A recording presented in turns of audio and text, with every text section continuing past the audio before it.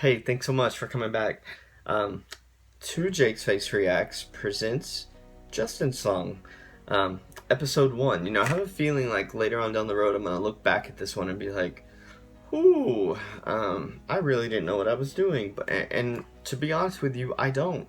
Uh, you know, I, let's get this out of the way. I'm not a doctor. I'm not a psychologist. I'm not a psychiatrist. I'm not a therapist. Um,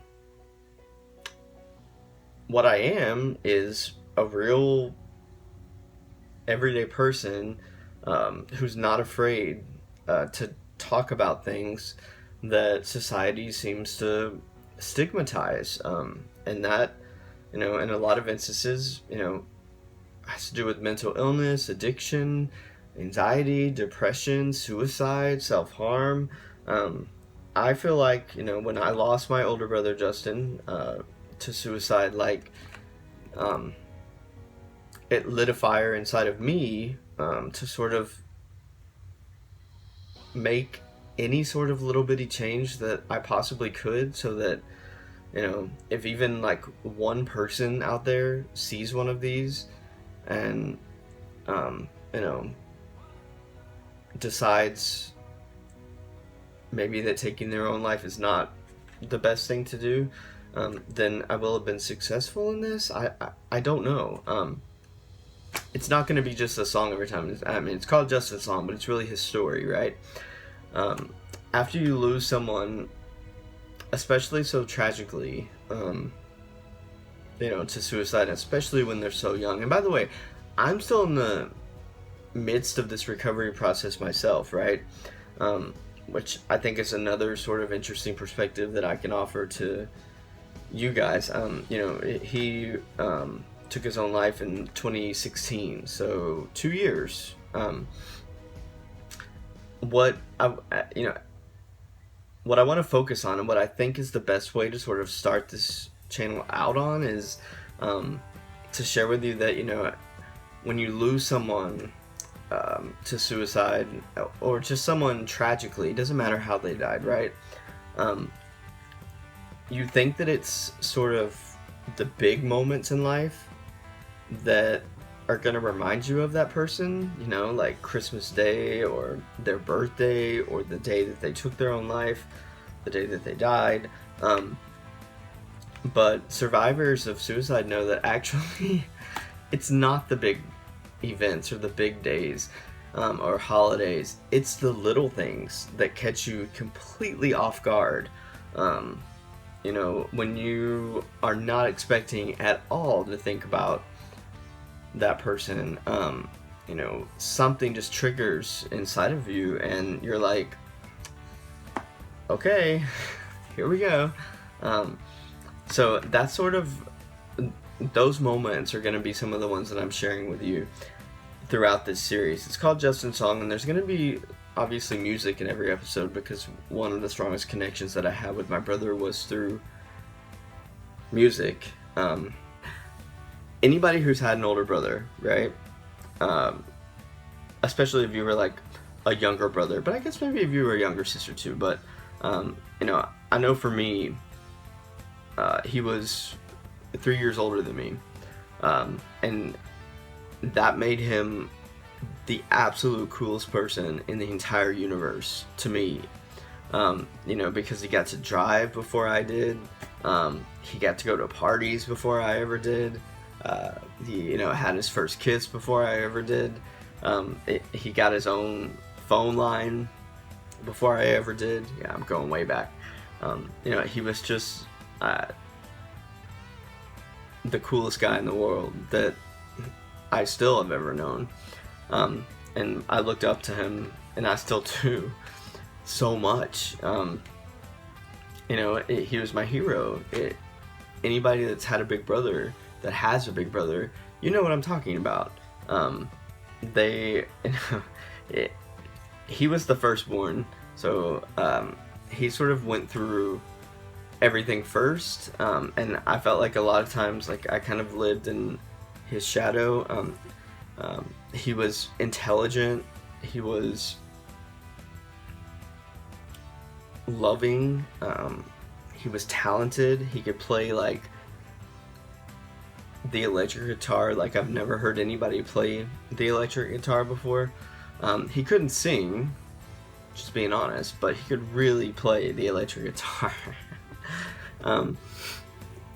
So yeah, he was just the coolest guy that I knew ever, and I looked up to him. I still do, even though now it's a different way, because I look up to him up there and hope that someday I'm going to be reunited with him, and I'm going to get to spend time with him again and tell him all the things that I wish that I would have said before I lost him. So I always was obsessed with whatever music he liked, because he was so cool. That included, I still remember his cassettes of Bon Jovi, Skid Row, Warrant, all of those groups. He one of my and see, here's another one that just came back to me. He was in a band when he was in high school. I thought that was the coolest thing ever. I feel like he was born in 79, but I feel like he was born like 20 years too early. 20 years too late. He should have been born in like 59, because he was like a flower child guy. He was like a peace, love, hippie, Woodstock kind of guy. He loved the Doors. He loved Jimi Hendrix. He loved Queen. He loved Steve Miller Band. He was in a band.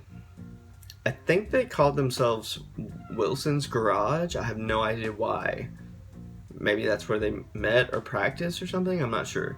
But he was the lead guitarist, and I remember I would go to every rehearsal that they had that I could, and just like sit in the corner and just watch him, because I was like, oh, he's the coolest guy that I've ever known in life. Like he could shred that electric guitar. So one of the moments that always kind of catches me off guard, anytime I hear Steve Miller Band, The Joker, I remember going, it was so weird, because I think he was still in high school, but they would play like bars and stuff around here, and I would have to obviously be brought in sort of in secret, but I would just want to go just to hear like one song, because he was so cool. And one of the songs that they always played was The Joker by Steve Miller Band. And every time I hear that song, I think about Justin, and I'm taken back to that moment. And I'm still his biggest fan in everything that he ever did in life. So I guess the theme of this video is that you have to be prepared for the small moments. The big moments that you would think would sort of bring back stuff, maybe it's because you're already prepared to deal with those things in those moments. But for me, over these 2 years, it hasn't been those moments. It's been like smaller moments that I didn't expect, that caught me completely off guard, that made me just sort of stop and think about him, and think about how much I missed him. So I guess the point of this one is just to say, you need to be prepared for, to have to deal with these moments sort of all the time. And there's going to be times when it's absolutely heartbreaking, it's absolutely devastating, especially when you're not expecting it. If you guys go back and watch my reaction to Cypress's Eurovision performance, I think from 2015, that was one of those moments for me, because it caught me completely off guard. But it's okay to have those moments, and it's okay to acknowledge them. That's part of what I've learned about this whole thing, is that, look, the more that you continue, or that we continue to hold these things inside of ourselves instead of expressing them and acknowledging them and saying, you know what, I really miss him right now, and here's why. If we keep that stuff inside, it just like festers and builds up. and it can never really result, I don't think, in anything good or positive. Instead, you know, when you have those moments, and you'll have them often, you know, take a few minutes, write down how you feel, tell someone how you feel, because keeping it inside, honestly, is probably the worst thing that you can do. But I guess if I could just tell you one thing from this video, it's that you need to be prepared for the little moments that are going to catch you off guard. But don't be scared of them.